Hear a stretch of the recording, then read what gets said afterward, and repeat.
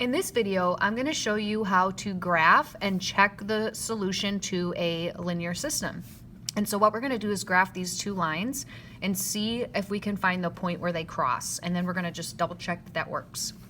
So the first equation here that we have, x is equal to 4, this is a vertical line that has undefined slope because it is x equal to a number equation. So I'm going to find 4 on my x-axis and draw a vertical line at that number 4 here. So it's going to look like this.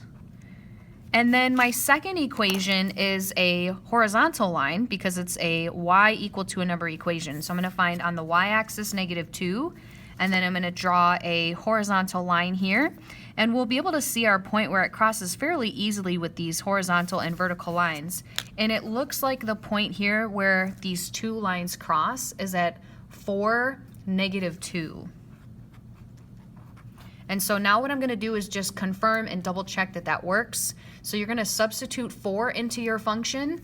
Well, my function was x equals 4, and if I plug 4 into 4, that should be an easy confirm. And then my y value, I'm going to plug into the y where you see in your function. Well, if y was equal to -2 and I plug in my y value for my y, which is -2, I do get my solution. So I double checked that that was true. Now, it's going to be a little more complicated once you have y's and x's, and so I'll show you, it looks like I have 4 more examples of these on this page. So in this video here, we're going to do just all these systems. So here's the next one. Y equals 1x minus 2. Now this equation has a starting point, a y value at -2 on the y-axis, and the slope is 1 for the x, and that means we're going to go up 1, right 1, up 1, right 1. So up 1, right 1, up 1, right 1, and I'm going to keep putting some points down until I get enough that I feel I can comfortably draw that line. So just want to match them up real nice here.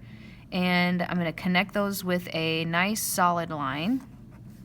And now I'm going to draw the second function here that starts at +4 on the y-axis and goes down 1. So this is a -1 slope, so we're going to go down 1, right 1, down 1, right 1, until we find the point where these two lines cross, and I can see here what that point would be. So let me just graph my function real quick. It looks like the point that these two lines cross is at 3, 1. Now I'm just going to confirm that that's true. Now in both equations you want to plug in your x and your y. So in the first function that we have, I'm going to plug in y is 1. So 1 equals my x value, which I have of 3, minus 2. 3 minus 2 is 1. And so I know that that is correct. Now my second function, I'm also going to plug in my x and my y. So y value is 1. 1 is equal to my -x, or -3, plus 4. Well, -3 plus 4 is 1, and so that has also been checked out. So we know that this is true, that this point is the point that these two lines have in common, meaning we found their solution. Now we're just going to keep going and graphing our lines and see where they cross. In this function, my first equation is going to start at -4 on the y-axis. So here's that point. And now what I'm going to do is go down 2, right 1, because my slope is -2. So down 2, right 1, down 2, right 1, and continue that pattern. And maybe I'll get just a couple more points by going up 2, left 1 to kind of continue that pattern. And then I'll connect those points with my line as best I can. I like to use a straight edge just because it makes finding that point a little easier if you know you graphed it real nice and straight. My second line here starts at -1 on the y-axis, so it's y equals mx plus b. That's your y-intercept here, -1. And then this slope goes down 1, right 2. Down 1, right 2, down 1, right 2. Looks like they're not going to cross in this direction, so let me go backwards. Oh, up 1, left 2, up 1, left 2. I can see that point very clearly now where they cross. So let me connect these, and then we'll locate that point. This point is at -2, 0. And now let's confirm in our functions that that is correct. So I'm going to plug in -2 where you see the x of your functions for both of those, and then 0 for your y. So does 0 equal -2 times my x value of -2, and then subtract 4? Or does 0 equal positive 4 minus 4, yes, that is true. And now for the second one, does 0 equal negative 1/2 times my x value of negative 2 and then subtract 1? Well, negative times negative is going to make this a positive, so half of 2 is 1. Is 1 minus 1 0? Yes, we have confirmed it is true that the point negative 2, 0 is the point on that graph that they connect. Now in the last two, what you'll see here is that these two functions are not in a form where you normally graph. And so what I'm going to do is solve each of these for y to start. I'm going to solve for y so that it looks like the form y equals mx plus b. In the first function, if I solve for y, I'm going to need to subtract my 3x to the other side of the equation. So it's going to look like this. If I subtract that 3x on this side, it'll be a negative 3x. And then I'm going to have that 6 right next to it that was a positive 6.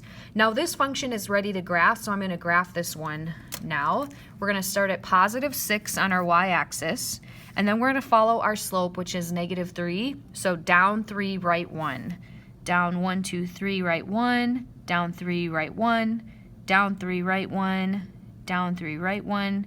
And get as many points as you need to feel comfortable connecting those with a straight line. I like to normally fill the whole grid just because then when my lines cross, it's very easy to tell if that point is a connecting point. Now for the second function, I need to again solve for y. So I'm going to add my x to the right side. So this function will look like this. If I add that x to the right side, it'll be a positive. And then I'm going to have minus 2 that was already there. And so now I'm ready to graph this function. Starts at negative 2 here.